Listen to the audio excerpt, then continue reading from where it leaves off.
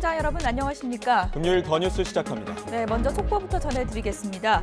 경기 고양시 마두역 바로 옆에 있는 건물이 지금 붕괴 위험이라는 속보가 들어왔습니다. 현장에서는 긴급 대피령이 내려진 상황이고요.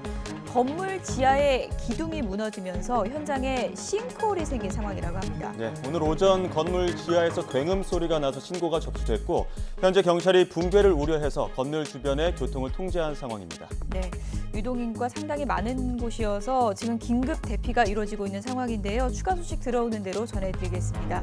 먼저 오늘의 주요 뉴스입니다.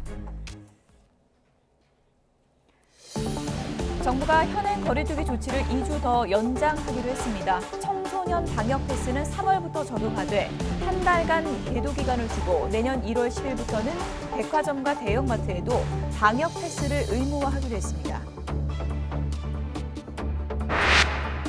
거리두기 연장으로 손해를 본 소상공인과 자영업자에게 선지급 후 정산 방식으로 보상금이 지원됩니다. 정부는 내년 1분기에 약 55만 명을 대상으로 500만 원을 지급하고 보상액이 확정되면 정산할 예정입니다. 더불어민주당 이재명 후보는 오늘 코로나 거점 병원을 찾아 병상 확대 방안을 논의했습니다. 잠시 뒤에는 공공의료 확충 방안을 발표하고 국민 정책 제안 행사에 참여해서 그동안 발표해온 공약들을 소개할 계획입니다. 선대위 구성을 두고 국민의힘 내홍이 깊어지고 있는 가운데 김종인 총괄선거대책위원장과 이준석 대표가 오찬 회동을 했습니다. 국민의힘 윤석열 후보는 현재 이 대표와 갈등 상황은 아니라며 후보와 대표로서 각자 역할을 다하며 선거 캠페인을 진행할 생각이라고 밝혔습니다. 올해 소비자 물가 상승률이 2.5%로 10년 만에 최고치를 기록했습니다. 특히 12월 소비자 물가가 3.7% 상승하면서 내년 상반기에도 물가 고공행진은 이어질 것으로 보입니다.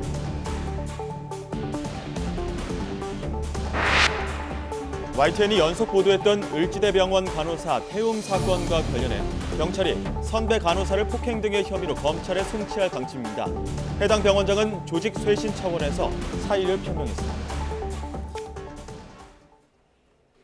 네, 올해 마지막 날인 오늘 민주당 이재명 대선 후보는 코로나19 거점 전담병원을 방문했습니다. 1박 2일의 TK 순회 일정을 마친 윤석열 후보는 충북 단양에서 불교계 행사에 참석한 뒤 서울로 향하고 있습니다. 국회 취재기자 연결합니다. 김태민 기자. 네, 국회입니다. 네, 이재명 후보 오늘 방역 현장을 찾았다고요? 네, 이재명 후보는 오늘 오전 경기도 고양에 있는 코로나19 거점 전담병원을 찾았습니다. 최근 코로나 환자 급증으로 병상 확보가 시급한 과제가 된 상황에서 병원 전체를 코로나19 거점 전담병원으로 전환하기로 한 민간 병원을 격려차 방문한 겁니다. 이 후보는 이곳에서 의료진, 병원 관계자들과 만나 어려움을 듣고 병상 확대 방안을 논의했는데요. 이 후보의 말 들어보겠습니다. 민간 병원들이 이제 이 공익 영역에서 해야 될 일들을 대신 감당해 주기 때문에 손실을 보면 안 되고 당연히 피해 없게 복귀할 수 있도록 또 열성을 다해서 환자들 돌볼 수 있도록 저희도 잘 챙겨보겠습니다. 이 후보는 오후에는 당사로 돌아와 코로나 대응을 위한 공공의료 확충 정책 공약도 발표합니다. 감염병 대응을 강화하고 지역 간 의료 불평등을 해소하기 위한 대대적 재원 투입 등을 강조할 것으로 보입니다. 이에 앞서 국민 정책 제안 행사에도 나섰는데요. 이 후보는 그동안 SNS를 통해 소소하지만 확실한 행복을 주는 이른바 소확행 공약을 꾸준히 발표해왔습니다. 오늘은 그동안 내놓은 소확행 공약을 요약 소개하는 자리를 갖고 앞으로 국민이 직접 정책 아이디어를 제안할 수 있는 새로운 플랫폼 이재명 플러스도 공개할 예정입니다. 이 후보는 최근 지지율 여론조사에서 잇따라 윤 후보를 제치는 이른바 골든크로스를 이루면서 민주당 선대위도 고무된 분위기인데요. 민생과 밀접한 방역과 정책 행보로 올 한 해를 마무리할 계획입니다. 국민의힘의 윤석열 후보는 오늘 충북 단양에 방문했죠. 네, 1박 2일의 TK 순회 일정을 마친 윤석열 후보는 어제 저녁 충북 단양으로 이동했습니다. 윤 후보는 오늘 오전 이곳에서 대한불교 천태종의 본산인 구인사를 방문해 법회에 참석하며 불심 잡기에 나섰습니다. 행사를 마친 뒤에는 기자들과 만나 현안에 관한 질의응답을 가졌는데요. 윤 후보는 특별 사면된 박근혜 전 대통령과의 관계를 어떻게 풀어갈지에 대한 질문에 이렇게 답했습니다. 윤 후보의 말 들어보겠습니다. 저는 지금 정치인입니다. 그리고 제가 공직자 신분으로서 또 법 집행을 한 부분과 또 정치인으로서 국가를 위해서 다 크게 기여하신 분들에 대한 그 평가 그리고 국민의 통합 이런 것들을 저는 지금 생각해야 되는 입장이고 또 최근 선대위 쇄신을 둘러싼 내용을 두고 이를 갈등으로 보진 않는다며 각자의 역할에 충실하면 시너지를 낼 수 있을 것이라고 말했습니다. 윤 후보는 이후 곧바로 서울로 올라와 늦은 오후 시내에서 열리는 자영업자 추모 행사에 참석할 예정인데요. 코로나19 방역 조치로 피해를 본 자영업자들을 위로하고 현 정부의 방역 정책을 규탄하는 메시지를 내놓을 전망입니다. 이런 가운데 국민의힘 김종인 총괄선대위원장과 이준석 대표는 오찬 회동을 가졌습니다. 국민의힘 선대위는 이 대표의 선대위원장직 사의 표명 이후 내용을 겪으면서 이딴 논란에 적절히 대응하지 못했다는 비판을 받고 있습니다. 최근 여론조사에서도 윤 후보의 지지율이 뚜렷한 내림세를 보이면서 빨간불이 켜진 상황이지만 이 대표는 선대위 쇄신을 요구하며 복귀 의사가 없다는 뜻을 거듭 내비치고 있습니다. 잇따라 오늘 오찬회동에서 김 위원장이 이 대표의 선대위 복귀를 설득한 것으로 알려졌는데 당내 갈등을 수습하고 새롭게 전열을 정비할 계기가 마련될지 주목됩니다. 네, 국회 상황도 알아보겠습니다. 오늘 오전에 본회의가 열렸는데 어떤 법안들이 처리됐죠? 네, 국회는 오늘 오전 올해 마지막 본회의를 열고 민생 법안과 정치개혁 법안들을 처리했습니다. 특히 만 25세로 규정된 국회의원 지자체장 피선거권 연령 기준을 만 18세로 낮추는 공직선거법 개정안이 통과되면서 당장 내년 3월 열리는 국회의원 재보궐선거부터 고3 학생도 선거에 출마할 수 있는 길이 열렸습니다. 이와 함께 올해 말까지 예정됐던 언론 미디어 제도 개선 특위의 활동 기한도 내년 5월까지로 연장됐습니다. 이런 가운데 야당은 본회의에 앞서 가진 의원총회에서 어제 법사위에서 충돌했던 공수처 통신조회 논란에 대한 규탄 발언을 이어갔는데요. 김기현 원내대표는 김진우 공수처장은 사퇴를 하고 감옥에 가야 한다며 거친 발언을 쏟아냈습니다. 반면 여당은 공수처의 통신조회는 사찰이 아닌 정당한 활동이란 점이 분명해졌다며 윤석열 검찰의 통신조회 기록을 거론해 윤론안불이라고 비판했습니다. 다만 국민이 자신도 모르게 수사기관에 통신자료가 제공된 부분에 대해서는 제도적 개선에 나설 뜻을 내비치기도 했습니다. 지금까지 국회에서 YTN 김태민입니다. 김종인 위원장과 이준석 대표의 오찬 회동 조금 전에 마무리가 됐습니다. 이준석 대표 회동 후에 어떤 이야기를 했는지 조금 전 현장 화면 보시겠습니다. 김종인 위원장 말씀 다 하지 않으셨어요? 아무 말씀 안 해요. 그럼 저도 아무 말 안 해야죠. 이 대표님께서 역할을 잘 하실 거라고 그렇게 얘기하셨는데 뭐 입장 변화가 이거 특기할 만한 입장 변화는 없고 뭐 제가 봤을 때는 김종인 위원장과 뭐 상황 공유 정도 하고 그 정도였습니다. 특기할 만한 입장 변화는 없습니다. 선대위 해체 요구를 계속적으로 하셨잖아요. 그것에 대한 생각도 전혀 없으신가요? 저는 뭐 제가 굉장히 그 사퇴 이후로부터 일관되게 이야기하고 있기 때문에 저는 뭐 선대위의 변화를 포함해서 이길 수 있는 방향으로 가는 어떤 변화가 필요하다는 얘기를 하고 있는 거고요. 그게 제 복귀나 이런 것은 전제 조건도 아닐 뿐더러 조건부로 하고 싶은 생각도 없습니다. 거기에 대해서 김종인 위원장은 그럼 뭐라고 피드백을 하실까요? 그건 김종인 위원장께 물어보시죠. 제가 전화기 하신 거에서. 현 상황에 대해서 만나실 생각은 없습니다. 현 상황에 대한 인식 공유했다고 하셨는데 그게 좀 현실에 대한 좀 네, 김종인 위원장과 이준석 대표가 오늘 오찬 회동을 했고요. 지금 오찬 회동이 끝난 후 이준석 대표의 입장을 들어보셨습니다. 특별한 입장 변화가 없다. 그러니까 선대위 복귀하지 않겠다는 기존의 입장에 변화가 없다. 이런 입장을 밝혔죠. 네, 그렇습니다. 이길 수 있는 방향으로 선대위가 변화해야 한다. 이런 입장을 일관적으로 주장하고 있다는 말을 덧붙였습니다. 네, 김종인 위원장과 회동 이후에 큰 변화가 있을지 관심이 쏠렸었는데요. 일단은 이준석 대표 선대위 사태 그 거취 문제에는 큰 변화가 없는 것으로 보입니다. 추가 소식이 들어오는 대로 다시 한번 전해드리겠습니다. 앞서 저희가 속보로 전해드렸었죠. 경기도 고양시 마두역 앞에 있는 고층 상가 건물에서 기둥이 무너지는 사고가 났습니다. 네, 건물 붕괴까지 우려되는 상황이라 안에 있는 상인과 이용객 등은 모두 대피했습니다. 취재기자 연결합니다. 박기환 기자. 네, 사회일보입니다. 네, 현장 상황 전해주시죠. 네, 사고가 난 건 오늘 오전 11시 반쯤입니다. 서울 지하철 3호선 마두역 바로 앞에 있는 지상 7층짜리 상가 건물에서인데요. 건물 안에서 쾅하는 큰 소리가 나면서 지하 3층에 있는 기둥이 무너져 내린 겁니다. 이후 건물 외부에 있는 인도까지 일부 내려앉았습니다.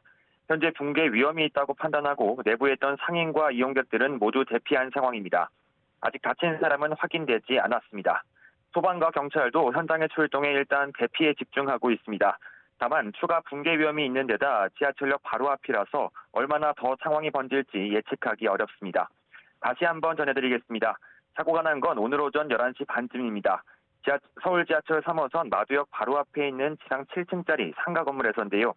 건물 안에서 쾅하는 큰 소리가 나면서 지하 3층에 있는 기둥이 무너져 내렸습니다. 이후 건물 외부에 있는 인도까지 일부 내려앉았습니다. 현재 붕괴 위험이 있다고 판단하고 내부에 있던 상인과 이용객들은 모두 대피한 상황입니다. 아직 다친 사람은 확인되지 않았습니다. 소방과 경찰도 현장에 출동해 일단 대피에 집중하고 있습니다. 다만 추가 붕괴 위험이 있는 데다 지하철역 바로 앞이라서 얼마나 더 상황이 번질지 예측하기 어려운 상황입니다. 현재 상황 추가 취재되는 대로 전달해드리겠습니다. 네, 신년 특별사면 대상에 포함된 박근혜 전 대통령이 오늘 석방됐습니다. 이번 치료 중인 병원에서 석방 절차를 밟은 박 전 대통령은 당분간 치료에 전념할 것으로 보입니다. 김경수 기자가 보도합니다. 국정농단과 공천 개입으로 징역 22년형이 확정돼 수감 생활을 해온 박근혜 전 대통령이 자유의 몸이 됐습니다. 2017년 3월 구속된 이후 4년 9개월 만입니다. 최근 신년 특별사면 명단에 포함된 박 전 대통령은 입원 중인 삼성 서울병원에서 사면 절차를 밟았습니다. 사면증이 전달되고 병실을 지키던 교정당국 직원들까지 사면 효력 발생 시각인 0시에 맞춰 철수했습니다. 훈련한 박 전 대통령은 당분간 입원 치료를 받게 됩니다. 내년 2월 초까지는 입원이 필요하다는 진단을 받았는데 이런 건강 상태는 사면 결정 과정에도 중요하게 고려됐습니다. 의사로서 병원 자기의 전문성을 발휘해서 제출한 그 진단서 그리고 어떻게 치료를 받아왔는지에 대한 그러한 내역들 이런 것들이 하나에 더 보태져서 최종적인 사면 결정에 이르렀다고. 석방된 박 전 대통령은 전직 대통령 예우는 못 받지만 관련법에 따라 이제부터 청와대 경호처 경호를 받게 됩니다. 사저 경비도 지원받을 수 있는데 다만 박 전 대통령의 거처는 아직 정해지지 않은 것으로 전해졌습니다. 박 전 대통령 내곡동 사저는 벌금과 추징금을 내지 않아 앞서 법원 경매로 매각됐습니다. 이번 사면으로 남은 징역 17년 3개월과 벌금 150억여 원을 면제받은 박 전 대통령은 조만간 직접 감사 인사를 전하겠다는 뜻을 밝힌 상태입니다. 신병 치료에 전념해서 빠른 시일 내에 국민 여러분께 직접 감사 인사를 드릴 수 있도록 하겠습니다. 박 전 대통령 사면을 두고 찬반 집회가 열리는 등 여진이 이어지는 가운데 대선 국면과 맞물려 박 전 대통령 행보에도 관심이 쏠리고 있습니다. YTN 김경수입니다. 더불어민주당 5선 중진인 이상민 의원은 고위공직자범죄수사처의 통신조회 논란에 대해 명백히 위헌이고 위법이라며 연일 비판했습니다. 이 의원은 SNS를 통해 이같이 밝히면서 공수처 통신조회 논란에 대한 철저한 진상규명과 법적 책임 추궁, 제도적 개선 조치가 필요하다고 강조했습니다. 공수처가 이제 곧 출범 1년을 맞지만 실적은 없고 통신조회 논란 등 잡음만 많다는 지적이 이어지고 있습니다. 부실한 수사력을 여지없이 드러내면서 한 명도 자체 기소하지 못했고 인권 친화적 수사기구라는 지향점에 역행하는 논란까지 불거졌습니다. 우철희 기자의 보도입니다.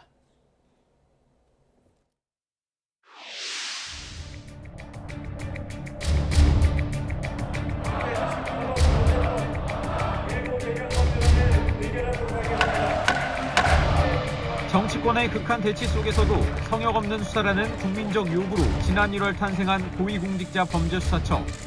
고위공직자의 비리를 성역 없이 수사함으로써 공정한 수사를 실천해야 할 것입니다. 출발부터 잡음이 일었습니다. 이성윤 서울고검장 황제조사 논란이 대표적입니다. 김학의 전 법무부 차관 불법 출국금지 수사 외압 의혹의 피의자 신분인 이성윤 고검장 면담 과정에서 김진욱 처장의 관용차를 제공하고 거짓 해명 논란까지 불거졌습니다. 출범 넉 달 만에 뒤늦게 선정한 1호 사건도 논란에 불을 지폈습니다. 검사들의 제 식구 감싸기 척결에 역점을 둘 것이란 기대와 달리 조희연 서울시 교육감의 해직교사 특혜 채용 의혹을 1호 사건으로 선정한 겁니다.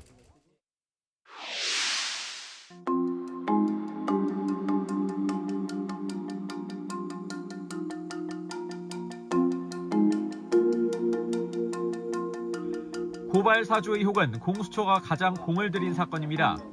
지난 9월부터 수사력을 모두 쏟다시피 했지만 용두삼이 의혹의 최정점인 윤석열 국민의힘 대선 후보는 조사조차 하지 못한 채 이대로 해를 넘기게 됐습니다. 핵심 인물인 손준성 검사에 대한 체포 구속영장이 3차례나 연거푸 기각된 것이 결정타였고 거듭된 공수처의 무리한 구속영장 청구에 대해 현명한 결정을 내려주신 사법부에 감사드립니다. 주임 검사인 여운국 차장의 우린 아마추어라는 말은 두고두고 구설에 올랐습니다.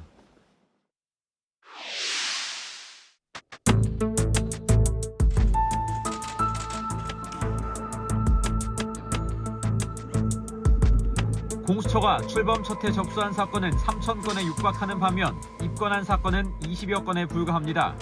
손준성 검사마저 재판에 넘기지 못하면서 출범 첫 해 자체 기소 0명이라는 성적표를 받아들었습니다. 1호 사건으로 기소를 요구했던 조희연 교육감 사건을 검찰이 재판에 넘긴 게 그나마 성과라면 성과입니다. 3차례나 소환했던 이규원 검사의 허위 면담 보고서 작성 의혹은 직접 기소권이 있음에도 검찰에서 가져와 수사한 뒤 다시 넘겨 기소권 떠넘기기 비난을 자초했습니다.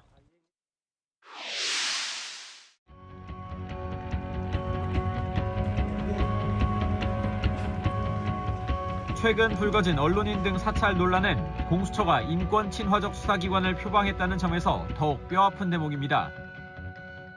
또 윤석열 후보가 4건이나 피의자로 입건돼 야권을 중심으로 제기되는 윤수처 주장 등 편향 수사 논란도 극복해야 할 숙제로 꼽힙니다. 출범 첫 해 낙제의 성적표를 받아 폐지까지 거론된 공수처로서는 새해는 혹독했던 시행착오를 딛고 존재의 이유를 증명해야 하는 시간입니다. YTN 우철입니다.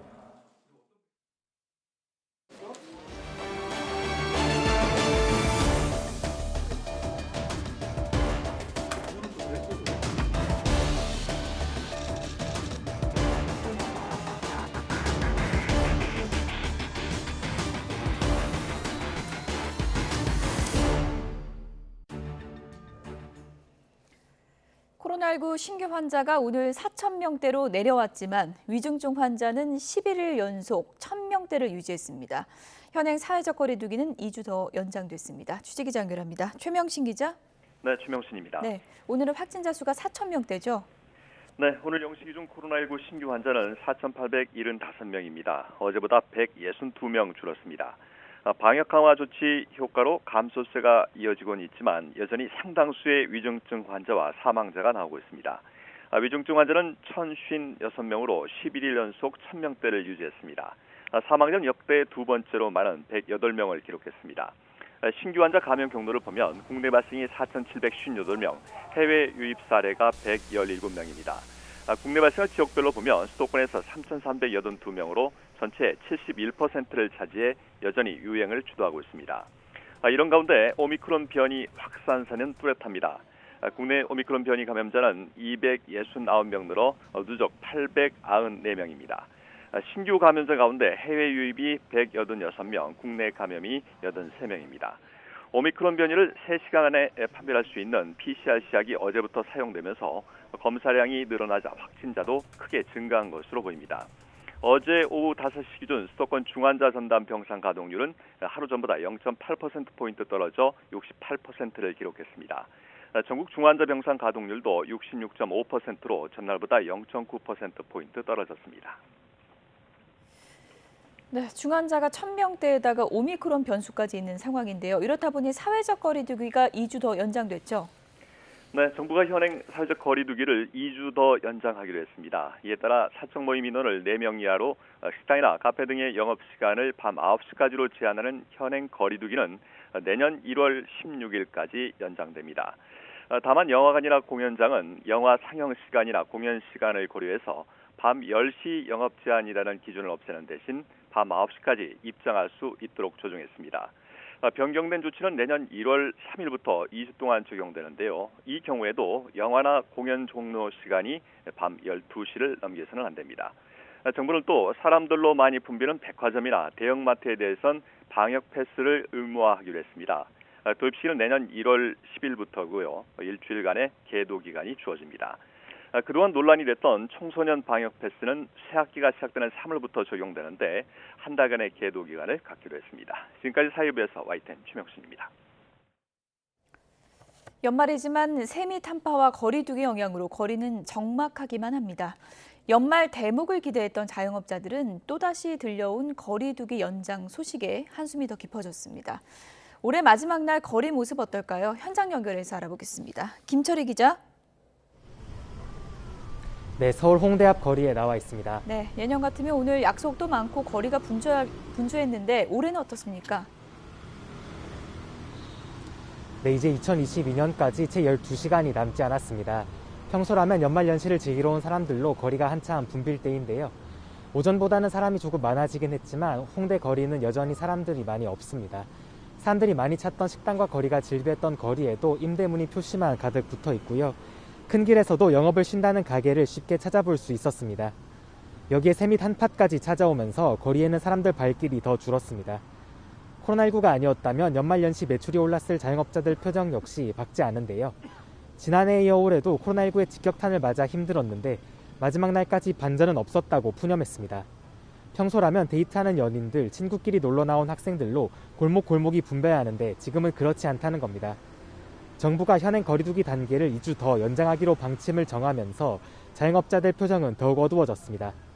한 식당 사장님은 이번 거리두기 조치 이후에 매출이 반토막 났다고 말했는데요.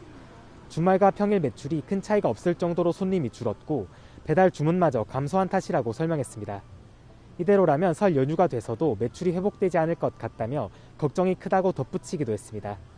또 다른 카페 직원 역시 여름과 비교하면 매출이 절반 수준이라면서 크리스마스와 연말에 손님이 오히려 더 줄었다고 말했습니다.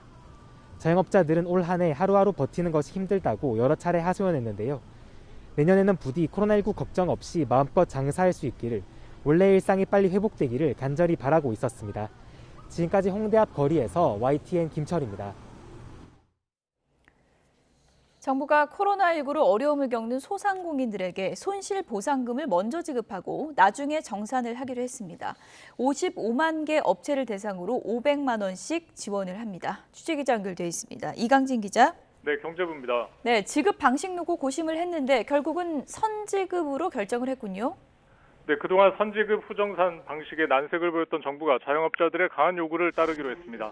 정부는 오늘 오전 중앙재난안전대책본부 회의에서 손실보상 선지급 금융 프로그램을 신설한다고 밝혔습니다. 일정 금액을 대출 방식으로 먼저 지급하고 나중에 보상액이 확정되면 정산하는 방식입니다.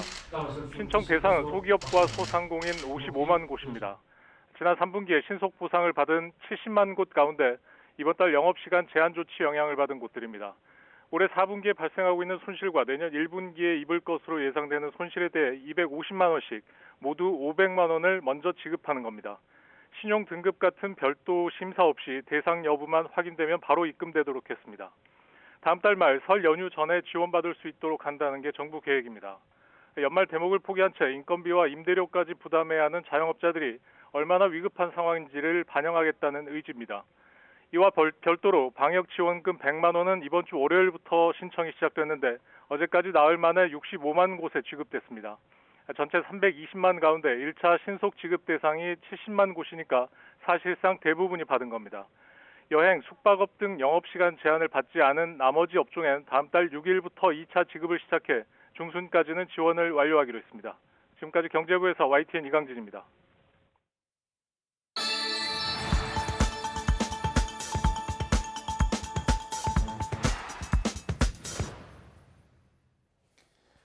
의정부 일지대병원에서 태움 피해를 호소하던 신규 간호사가 극단적 선택을 한 지 한 달 반이 지났습니다.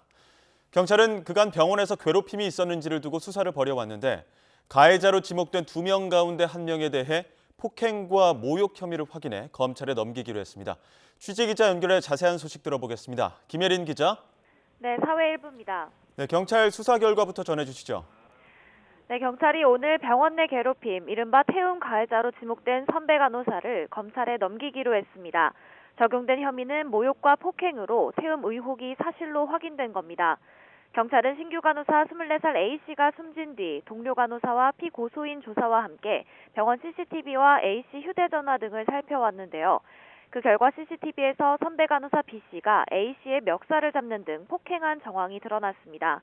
B씨는 경찰 조사에서 일을 잘 해보자는 취지에서 이 같은 행위를 했다며 혐의를 인정한 것으로 알려졌습니다. A씨가 생전 SNS 등을 통해 선배 간호사의 모욕적인 언행과 폭행에 대해 정신적 스트레스를 호소해온 것도 확인됐습니다. 경찰은 가해자로 지목된 다른 한 명은 검찰에 넘기지 않을 예정인데요. 증거가 불충분해 혐의가 없다고 판단했습니다. 앞서 지난달 16일 신규 간호사 A씨가 병원 기숙사에서 극단적 선택을 했습니다. A씨 유족과 동료들은 A씨가 그간 병원에서 태움을 당했을 뿐만 아니라 과도한 업무에 시달려왔다고 주장했는데요.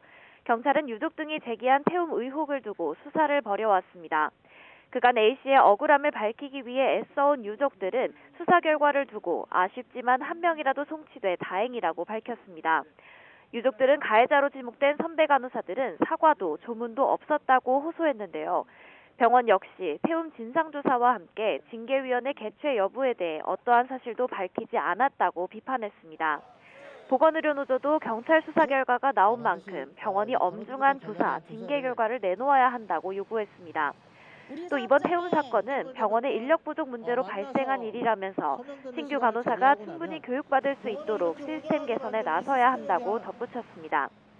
병원 측은 그간 진상조사를 진행했지만 수사 결과를 지켜봐야 한다는 이유로 수사 결과 발표를 미뤄왔는데요. 경찰이 수사 결과를 발표함에 따라 병원 측도 조만간 입장을 밝힐 예정입니다. 병원 측 입장에는 징계위원회 개최 여부와 조사 결과 등이 담길 전망입니다.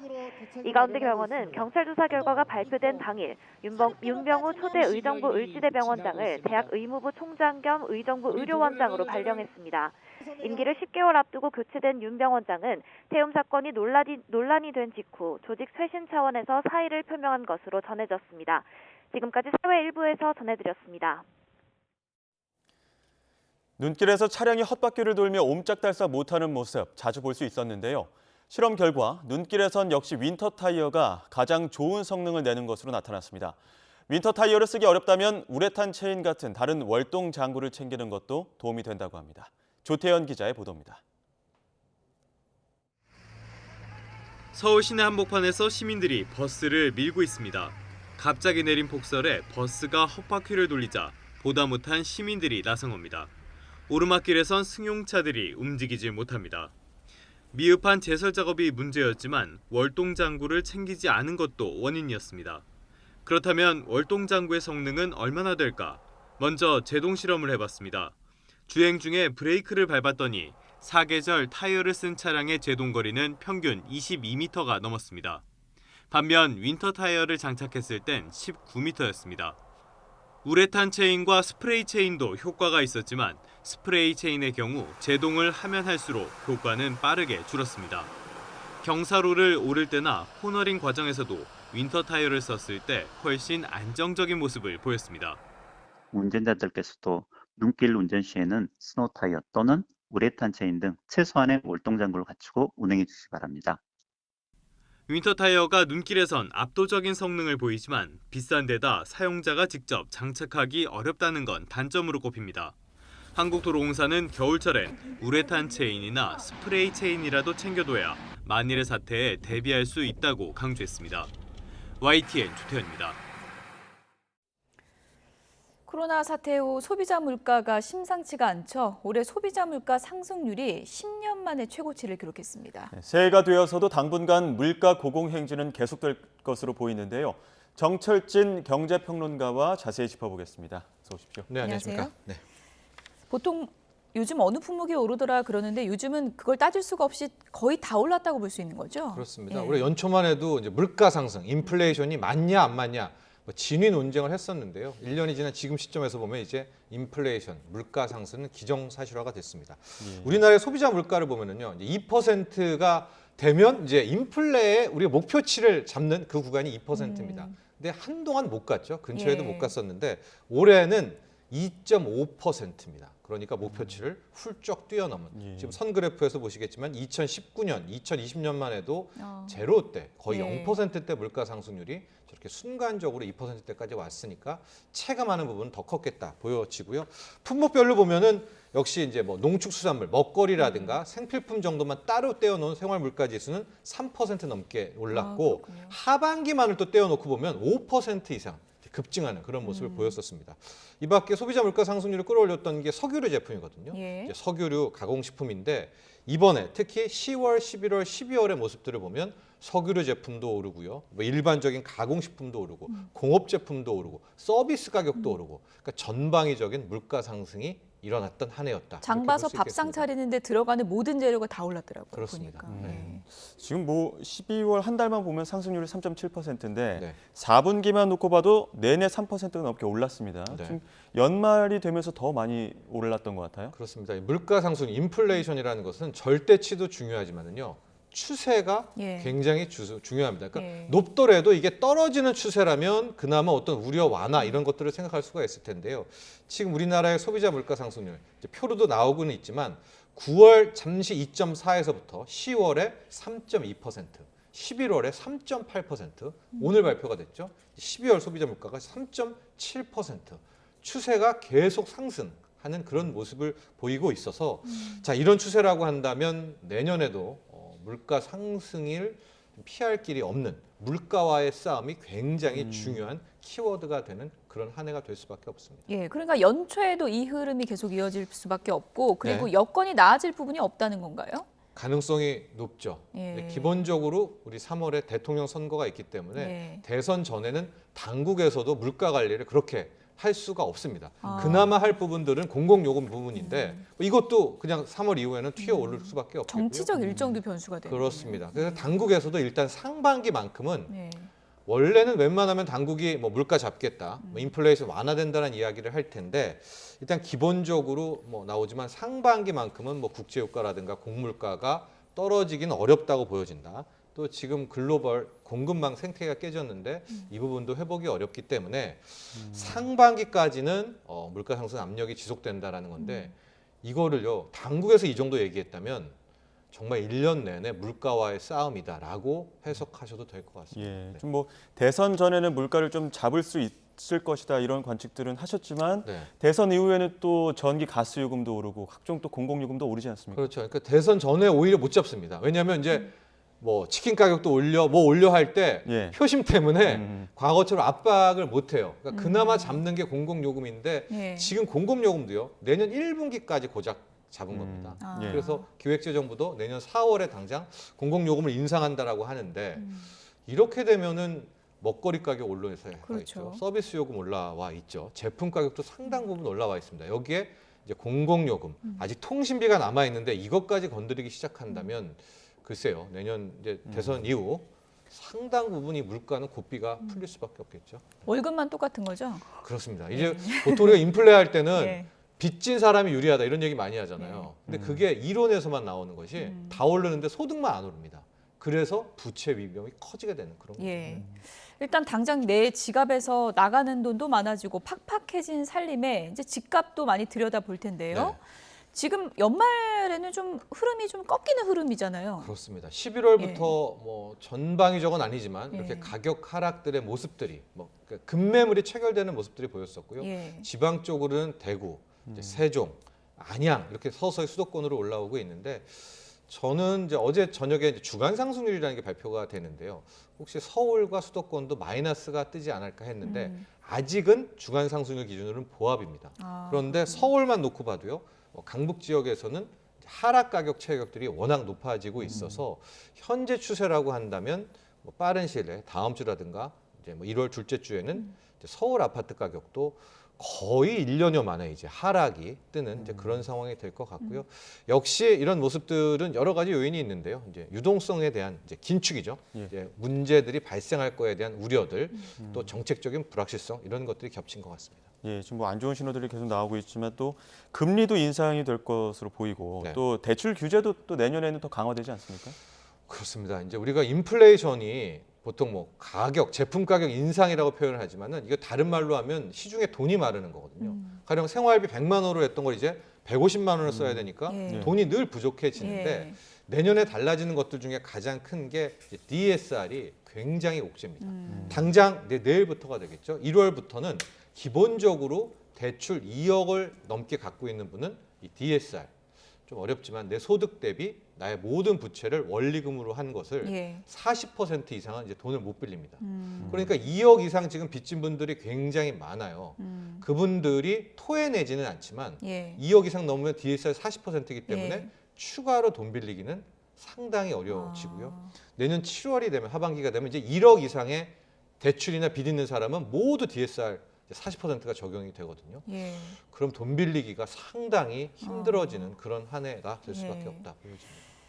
지금 모든 건 다 오른다 그러는데 돈 나올 데는 없고 참 답답한 상황일 수도 있을 것 같은데 그래서 주식으로 좀 벌어볼까 내년에 이런 분들도 있을 것 같은데 내년 시장 어떨까요?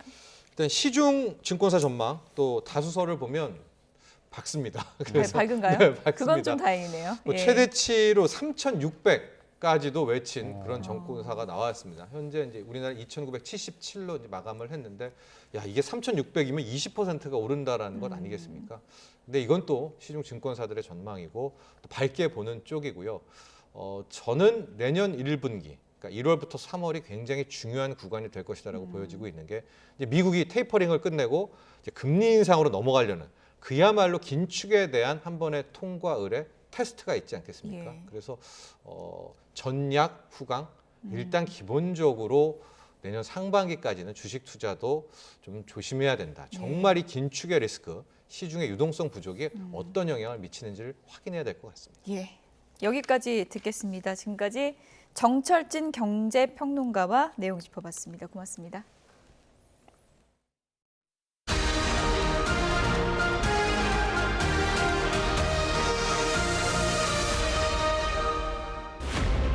역대 최다 기록이 또 역대 최다 기록을 경신했습니다. 강력한 사회적 거리두기를 통해서 하루빨리 확산세를 제압해야만 이번 고비를 넘어설 수 있다고 판단했습니다. 소상공인들은 영업시간이 생명줄이나 마찬가지예요. 그날 벌어서 그날 생활비가 되는 한타작도 안 해. 이건 뭐 최악이야. 장을 봐도 고민을 좀 많이 하고 허리띠를 졸라 매자 막 이런 생각을 하게 되는데 천화동인 1호 실소유주 누굽니까? 그거는 바로 접니다. 대장동 개발 사업 특혜 의혹. 화천대유를 둘러싼 자금 흐름을 규명해야 한다는 목소리는 3기 신도시 대상 지역으로 개발 보상이 전현직 임직원들의 충격적인 땅 투기 사건. 머리 숙여 사죄드립니다. 역대 최고 기록을 올해 연간 수출액은 6,400억 달러 돌파가 확실시됐습니다. 3,3031.68에 13년 5개월여 만입니다. 우리 국민들에게 필요한 일을 해내는 것으로 우리의 책임을 다하고자 합니다. 우리는 이 지긋지긋한 부패하고 무능한 정권을 반드시 심판해야 합니다. 저는 이거를 하나의 그 패러다임의 변화라고 이제 보고 있습니다. 2030 세대, 이른바 MZ 세대 특히 MZ 세대와 소통하기 위해 부동산과 주식에 이어 젊은 세대, 즉 MZ 세대의 분할 투자 열풍이 뜨겁습니다. 지난해 양부모에게 학대당해 숨진 16개월 정인이 지난 3월 8살짜리 딸을 학대해 숨지게 해 3살배기 아이를 때려 숨지게 한 혐의. 작은 몸에 끔찍한 학대 흔적들을 간직한 채 아이스박스에 담겨 있었습니다. 최근 발생한 요소수 품귀 현상에 그야말로 직격탄을 맞은 겁니다. 요소수가 벌써 바닥나 이미 운행을 멈춘 차도 있습니다. 없어요. 요소수로 구할 데가 없어요. 3, 4일 뒤에는 멈추고 운행을 못해요. 우리 생계가 위협받죠. 노태우 전 대통령이 오늘 향년 89세로 11, 12대 대통령을 지낸 전두환 씨가 사망했습니다. 명상에서 모른다면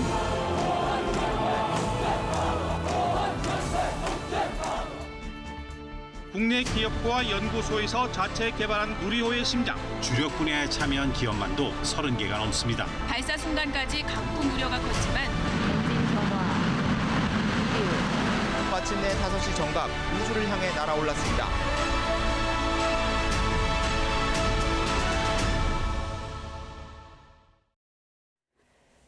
네, 이번엔 오늘 발표된 거리두기 강화 2주 연장 조치와 코로나19 관련 내용 전문가와 짚어보겠습니다. 김정기 고려대 약학대학 교수 나오셨습니다. 어서 오십시오. 안녕하세요. 예상대로 거리두기 강화 조치 2주가 연장이 됐습니다. 아무래도 중환자 숫자 그리고 오미크론 변수가 영향을 미쳤겠죠? 네, 맞습니다. 가장 중요한 부분이 중환자의 숫자인데 지금 11일째 그 1,000명대 이상을 보이고 있거든요. 예. 물론 최근에 긍정적인 부분은 신규 확진자 규모가 가파르게 감소를 하고 있다라고 하는 부분입니다. 이제 당초 예상보다는 더 빠르게 감소하는 추세를 보이고 있거든요. 이 부분은 국민들께서 80% 이상 백신 접종이 이루어졌다 보니까 과거의 3차 유행 당시 때보다는 더 급격하게 감소를 하고 있다라고 보고 있는데 그럼에도 불구하고 앞서 말씀드린 것처럼 위중증 환자 수가 여전히 많다. 왜냐하면 12월 셋째 주에 가장 많은 신규 확진자를 보였거든요. 근데 그때 감염되신 분들이 지금 위중증 그리고 사망으로 이어지는 사례들이 나온다라고 보고 있습니다. 그래서 앞으로도 한 적어도 2주 정도는 지금의 사회적 거리두기가 연장되는 게 필요하다라고 생각을 하고 있는 거고 전문가들마다 의견에 다소 차이는 있습니다만 제가 개인적으로 볼 때는 우리나라에서도 오미크론이 설 연휴 전후로 해서 우점화될 가능성이 상당히 높다 이렇게 보고 있거든요. 그렇기 때문에 아무래도 지금의 신규 확진자 규모를 지금보다는 더 안정화 추세로 이어나가고 더 감소를 시켜야 된다라고 판단을 하고 있는 것 같습니다. 그렇기 때문에 이번에 2주 연장은 불가피한 조치다 이렇게 보시면 될 것 같습니다. 설 연휴 이후로 좀 하향세를 조심스럽게 예측해 보셨는데 근데 이제 지금 사회적 거리두기가 16일까지 하고 나서 또 다시 2주 있다가 설 연휴란 말이죠. 그때 그 사이에 또 확진자가 갑자기 늘어날 가능성도 있지 않겠습니까? 지금 설 연휴 말씀드렸던 부분 중에 하나는 오미크론이 우점화되는 시점이 그 정도로 제가 이제 개인적으로 예측을 하고 있고요.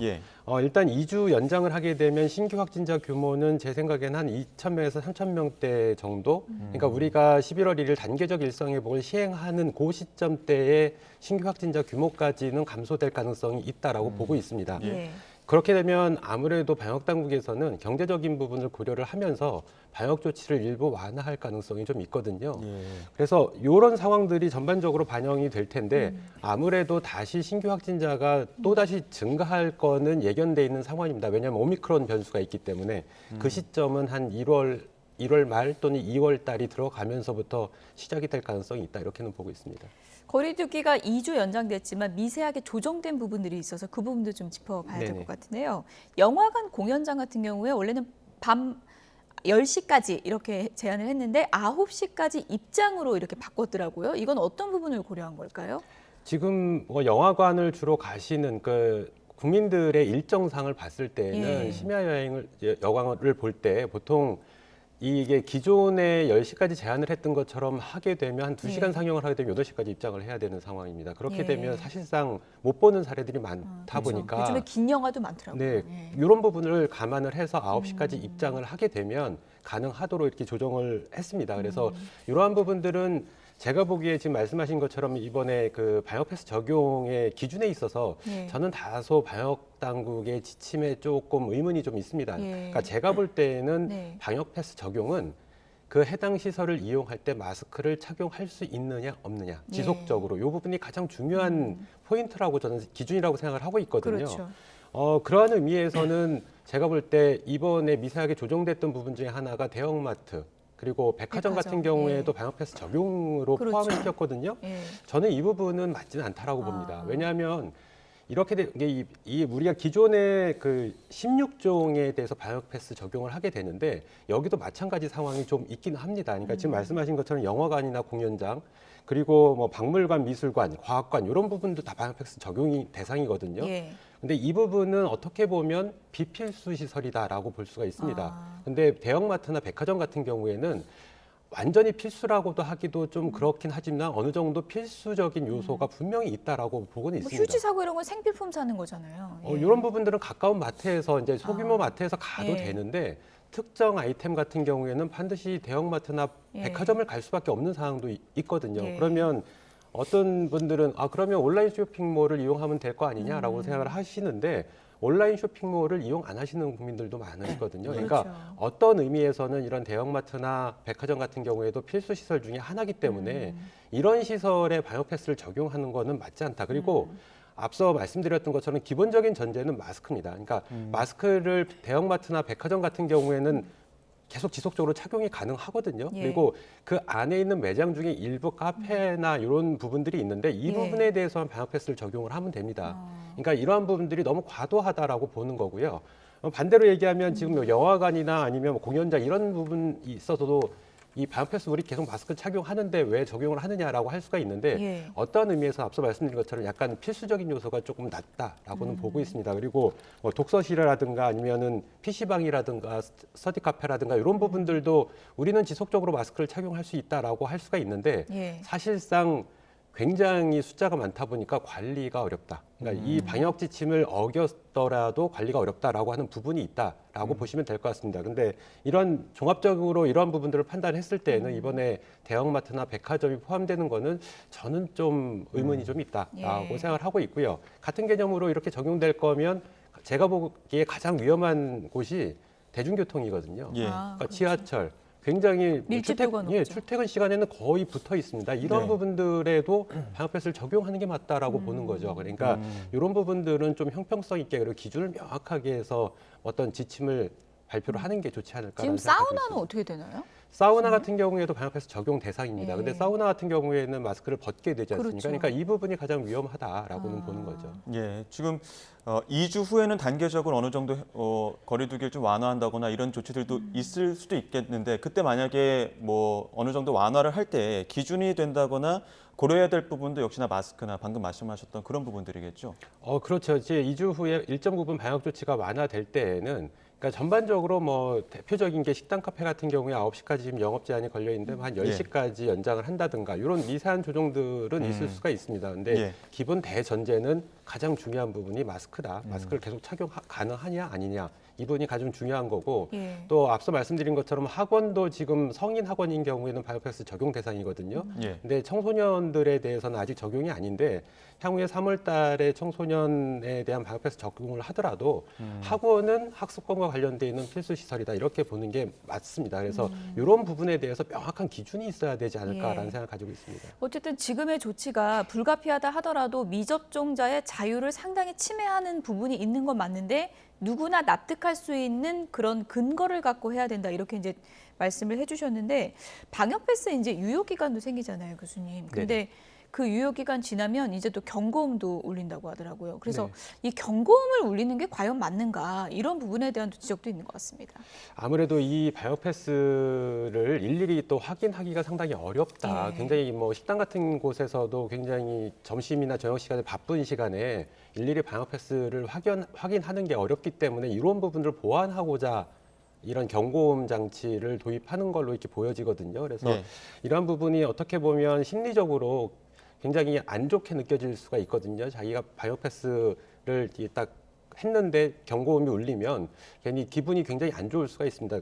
다만 이러한 부분들이 전반적으로 봤을 때에는 불가피한 조치들일 거다라고 생각을 하시면 될 것 같고 제가 보기에 뭐 지금 말씀하신 것처럼 유효기간 말씀하셨기 때문에 예. 지금은 추가 접종은 반드시 필요하다라고 생각을 하고 있습니다. 그래서 3차 접종은 반드시 필요하다. 적어도 60세 이상은 반드시 필요하고요. 예. 아직까지 건강한 성인들 같은 경우에는 물음표가 있습니다만 제가 보기에는 가장 중요한 변수가 오미크론이거든요. 물론 네. 오미크론에 대해서 3차 접종을 하게 되면 예방 효과가 70%대까지 올라간다라고 되어 있는데 기존의 델타나 다른 변이에 대해서는 90%대의 예방 효과를 보였거든요.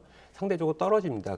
그 얘기는 뭐냐면 항체 지속 기간이 보다 짧아질 수가 있다. 그러니까 우리가 지금 11월 달에 위드 코로나를 시행을 하면서 문제가 됐던 부분이 그 즈음에 이 델타 변이에 대해서 항체 지속 기간이 짧아지게 되면서 위중증 환자가 크게 늘어났거든요. 예. 같은 상황이 오미크론에 또 재현될 가능성이 상당히 높다. 그래서 적어도 중증화를 예방하기 위해서는 3차 접종은 반드시 필요하다 이렇게는 보고 예. 있습니다.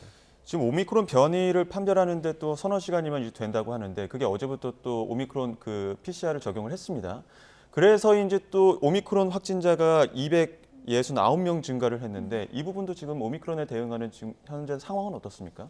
지금 말씀하신 것처럼 어제부터 그 PCR 검사, 선별 검사, 오미크론에 대한 선별 검사가 시행이 되고 있거든요. 네. 그러니까 이 부분 때문에 어제는 67명의 오미크론 환자가 추가된 반면에 오늘은 269명의 신규 오미크론 환자가 추가됐는데 이 부분은 검사 건수가 늘어나면서 그렇다. 그러니까 굉장히 기존에 3일에서 5일 정도 걸리던 검사 소요 시간을 3시간에서 4시간 단축시키다 보니까 대상자를 크게 늘렸다. 그래서 오미크론 환자가 많이 증가를 했다라고 보시는 게 더 맞을 것 같고요.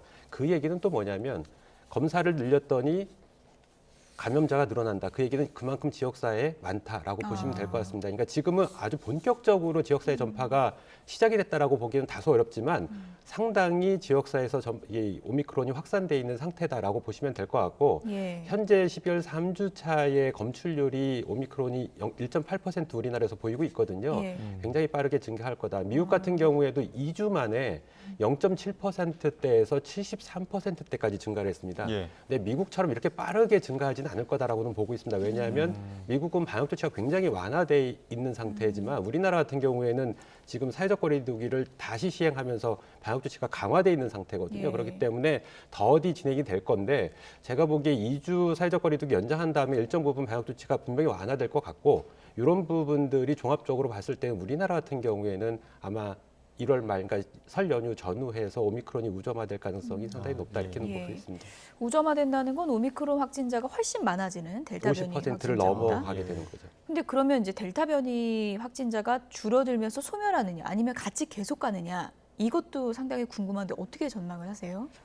지금 WHO에서는 최근에 공존할 거다 델타와 오미크론이 이런 얘기를 하긴 했는데 확진자 쓰나미 이런 표현가 있었어요? 제 개인적으로는 이제 국가마다 좀 다른데 우리나라 전 세계적으로도 오미크론이 아마 델타를 완전히 밀어내고 우점화될 거다 이렇게는 보고 있습니다. 왜냐하면 전파 속도가 빠르기 때문에 이거는 생존의 문제거든요. 그러니까 바이러스 입장에서도 생존의 문제고 이렇게 전파력이 적어도 2배 이상 높은, 그러니까 지금 2배에서 3배, 많게는 6배까지 높다라고도 평가를 받고 있거든요. 이렇게 되면 델타는 조만간에 없어지고 오미크론이 전체를 다 차지하게 될 가능성이 상당히 높지 않나 이렇게 보고 있습니다. 그럼 정부도 장기적으로는 오미크론에 맞춘 방역 대책을 강구하고 있다고 하는데 전파력이 높다는 건 그만큼 사회적 거리두기도 강화해야 된다는 의미도 될 텐데 어떤 방식으로 좀 대응을 하면 되겠습니까? 가장 중요한 부분이 위중증 환자 관리입니다. 그러니까 위중증 환자 관리를 하려면 병상이 확보가 돼야 되는데 병상을 무한정 늘릴 수가 없는 상황이거든요. 그래서 지금 최근에 보건당국에서도 신규 확진자 10,000명 수준에 대응하는 병상 확보를 준비한다라고 하고 있는데 이 부분이 오미크론 같은 경우에는 물론 전파력이 높기 때문에 지금 델타 수준보다도 우리나라 같은 경우에는 일부 지금 질병관리청이나 키스타 공동연구한 거에 따르면 오미크론이 확산됐을 때 10,000명, 14,000명 규모까지 늘어날 거다라고 보고 있는데 반면에 이 병원성이 40에서 70% 정도밖에 안 되거든요. 그러면 위중증 환자는 줄어들 수가 있습니다. 이 비율대로 보면.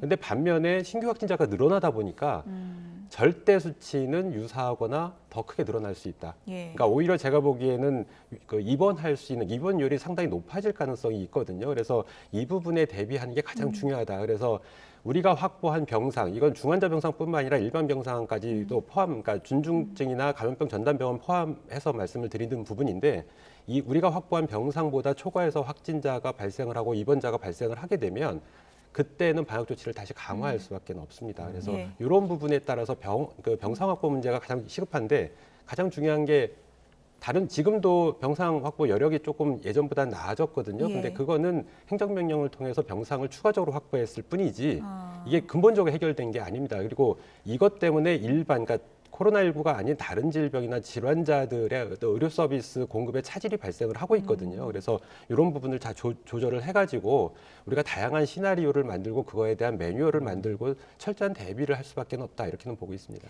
그나마 긍정적인 변수가 치료제잖아요, 교수님. 그 치료제가 1월 말쯤 들어올 걸로 예상은 되는데 치료제를 도입하기 시작하면 오미크론 환자들도 중증화 막는 데 큰 효과를 볼 수 있는 건가요? 그럼요. 지금 오미크론에도 효과가 유지될 걸로 예상을 하고 있습니다. 왜냐하면 그 타겟이 다르거든요. 그러니까 지금 얘기하는 오미크론이든 델타든 이런 변이 바이러스 같은 경우에는 주로 스파이크 단백질 부위에서 돌연변이가 발생을 하는데 예. 지금 화이자의 팍스로비드 같은 경우에는 타겟이 단백질 분해 효소 억제제고 이 부분이 기전이 발휘되는 그 타겟 자체에서는 큰 변화가 없습니다. 그래서 예. 오미크론에도 효과가 있을 거다. 그래서 제가 이제 지금 우리 보건당국에서 밝히기로는 1월 중순 또는 말경에 이제 초도 물량이 공급될 걸로 예. 보고 있는데 이 시점에 맞춰서 오미크론이 크게 우리나라에서도 확산될 가능성이 있거든요. 그래서 이 부분들이 상당히 긍정적이다. 그러니까 팍스로비드가 실제로 공급이 되다 보면 상당히 위중증 환자를 줄이는 데 도움은 될 거다라고 보고 있습니다. 진정한 게임 체인저가 좀 됐으면 좋겠다. 그런 기대감을 가져봅니다. 예. 지금까지 김정기 고려대 약학대학 교수였습니다. 고맙습니다. 감사합니다.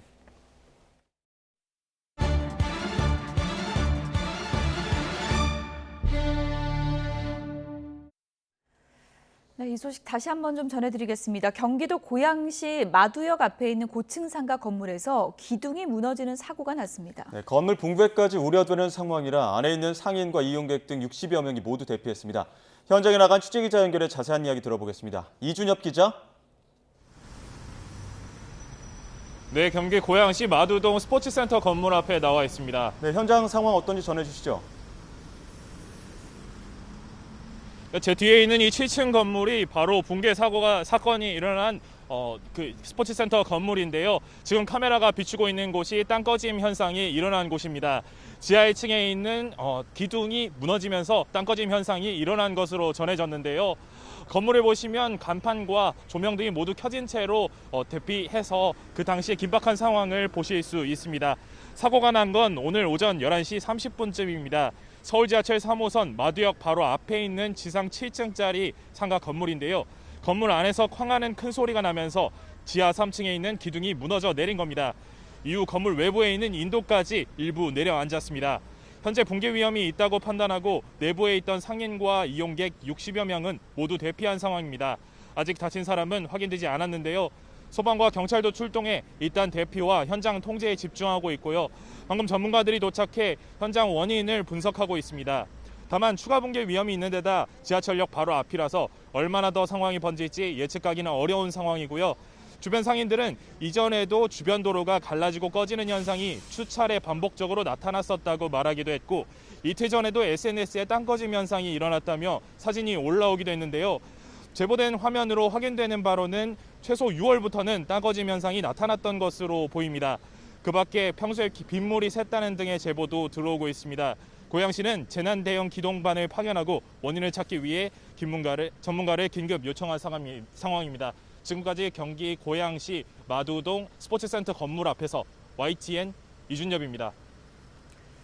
네, 마두역 바로 앞에 있는 건물입니다. 지금 취재 기자가 현장에 나가서 현장의 그 화면을 생생하게 보여줬는데요. 저희가 현장 화면을 다시 보면서 설명을 다시 한번 좀 드리도록 하겠습니다. 경기도 고양시 마두역 바로 옆에 있는 건물입니다. 7층짜리 건물, 스포츠센터 건물이라고 하고요. 지금 카메라를 자세히 이렇게 보시면 저쪽 길 쪽에 이렇게 땅 꺼짐 현상이 발생했다는 걸 확인해 보실 수가 있습니다. 며칠 전에도 저런 땅 꺼짐 현상이 있었다. 이런 제보가 SNS에 잇따르고 있는 상황이죠. 예, 앞서 지하 그 건물 기둥이 붕괴된 장면도 저희가 전해드리긴 했었는데요. 건물의 기둥에 균열이 생기기도 했었고 또 철근도 그대로 드러났습니다. 아마 그 기둥이 무너지면서 지금 바깥에 보시는 것처럼 도로도 일부 땅 꺼짐이 생겼고 지금 경찰들이 도로 통제를 하고 있는 상황입니다. 네, 지금 지하 화면이 나오고 있습니다. 예. 이제 지하 1층의 기둥이 무너지면서 땅 꺼짐 현상도 계속해서 나타난 거고요. 이렇게 갈라진 곳에 이제 균열이 얼마나 심했는지를 보여주고 있는 상황입니다. 뭐 빗물이 계속 샜었다. 네, 이런 제보도 있었고요. 그러니까 한 몇 달 전부터는 이런 전조가 좀 있었다는 제보가 잇따르고 있는 상황입니다. 네, 지금 뭐 철근이 그대로 드러난 기둥 모습 보고 계십니다. 외벽의 균열도 좀 상당히 많이 발생한 상황이라 건물 붕괴 우려에 지금 경찰도 도로를 통제를 하고 있고 지금 상인들도 모두 대피한 상황이라는 소식입니다. 예, 추가 소식이 들어오는 대로 저희가 다시 한번 전해드리도록 하겠습니다. 네, 다음 소식입니다. 올해 코로나19라는 악조건 속에서도 우리나라 콘텐츠는 오히려 세계적으로 큰 주목을 받았습니다. 네, 특히 OTT, 온라인 동영상 서비스 덕분에 세계적인 흥행 가능성은 더 커지고 있는데요. 이른바 K 콘텐츠의 인기가 내년에도 이어질까요? 김혜은 기자가 짚어봤습니다.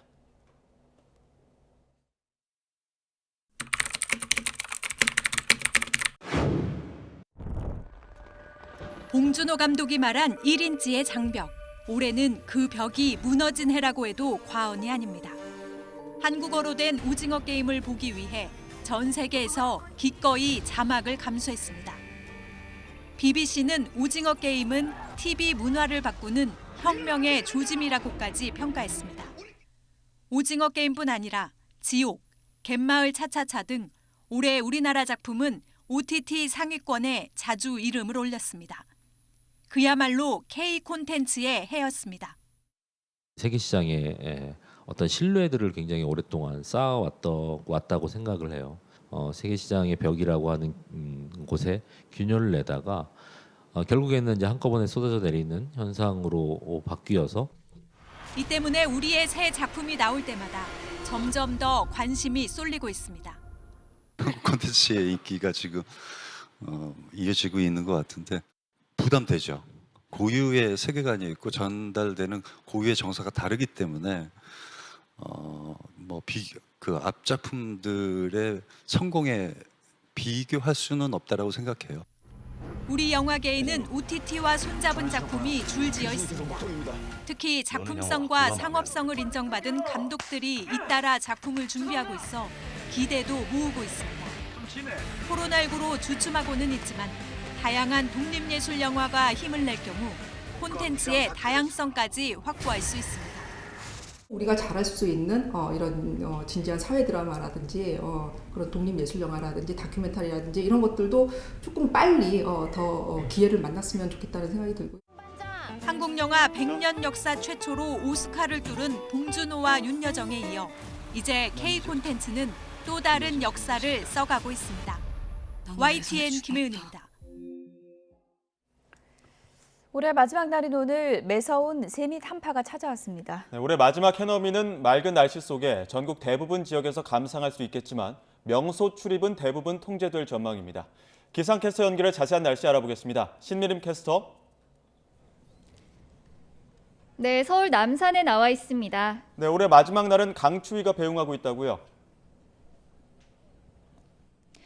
네, 새해를 앞두고 매서운 세미탄파가 기승을 부리고 있습니다. 한낮인 지금도 찬바람이 강하게 불면서 기온은 제자리 걸음을 하고 있는데요. 현재 서울 기온은 영하 4.3도지만 찬바람 때문에 체감 온도는 영하 9도 선에 머물고 있습니다. 해가 지고 나면 기온이 더 큰 폭으로 떨어져서 더 추워질 것으로 보이니까요. 나오실 때는 따뜻한 옷차림으로 보온에 신경 써주셔야겠습니다. 새해 첫날인 내일도 영하 10도 안팎의 강추위가 기승을 부리겠습니다. 중부와 일부 남부 내륙에는 한파특보가 이어지는 가운데 내일 아침 대관령의 기온이 영하 17도, 서울이 영하 9도, 대구는 영하 8도 등으로 오늘보다 더 춥겠습니다. 낮 기온은 서울이 2도, 대전이 3도, 대구는 5도 등으로 대부분 영상권을 회복하겠지만 이 찬바람의 체감 온도는 영하권에 머무는 곳도 있겠습니다. 2021년 마지막 해넘이는 맑은 날씨 속에 전국 대부분 지방에서 감상할 수 있겠습니다. 가장 먼저 볼 수 있는 곳은 독도로 일몰 시각은 오후 5시 5분인데요. 서울에서는 오후 5시 23분에, 신안 가거도에서는 오후 5시 40분에 마지막 해가 저물겠습니다. 이민년 새해 첫 해돋이도 전국에서 더 깨끗하게 감상할 수 있겠는데요. 서울에서는 오전 7시 47분에 새해 첫 밝은 해가 떠오르겠습니다. 올해도 코로나 확산 우려로 해넘이와 해돋이 명소 출입 대부분이 통제되고 있습니다. 하지만 곳곳에서 랜선 중계가 마련돼 있다고 하니까요. 올해는 집에서 안전하게 해돋이와 해넘이를 감상하시기 바랍니다. 지금까지 서울 남산에서 YTN 신미림입니다. 한 해 마지막 날인 오늘 이재명 민주당 대선 후보와 윤석열 국민의힘 대선 후보가 국민에게 송년 메시지를 전했습니다. 네, 이재명 후보는 민생의 방점을, 윤석열 후보는 정권 교체에 대한 강한 의지를 밝혔는데요. 잠시 후 여야 의원 두 분과 주자 동향 비롯해 메시지도 분석해 보겠습니다. 2부로 돌아오겠습니다.